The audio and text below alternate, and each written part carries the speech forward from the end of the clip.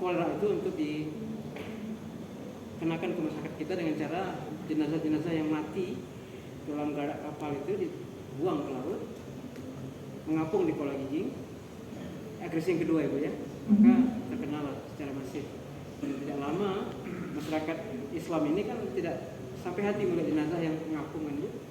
Apalagi itu kan para budak, para tawanan ya, yang dari Jawa yang dibawa sebagai pekerja kasar di tempat pembakaran mesin uap itu, maka terkenal mereka dari goyang lah kita waktu itu.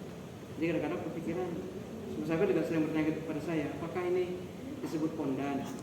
Apakah ini sifat kebencian? Kalau saya pikir memang seperti mereka menggunakan isu sentimen agama.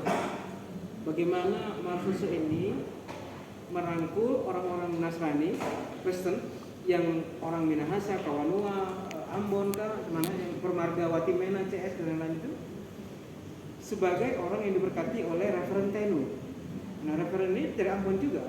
Jadi mereka diberkati dalam akan berperang dengan bangsa Aceh, dan Aceh dikatakan sebagai bangsa yang kafir. Jadi mereka yang benarnya. Jadi sentimen yang mereka mainkan, tapi mereka nggak mau ke depan, tetap orang titipan di depan. Jadi ada sifat kondanisme kan, ada sifat kebencian yang mereka nggak berani ke depan. Sama seperti mereka menawan keluarga Sultan.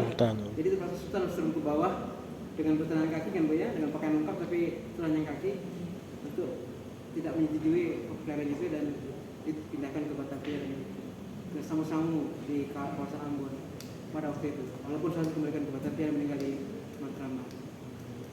Itu yang kalau saya bisa tambahkan.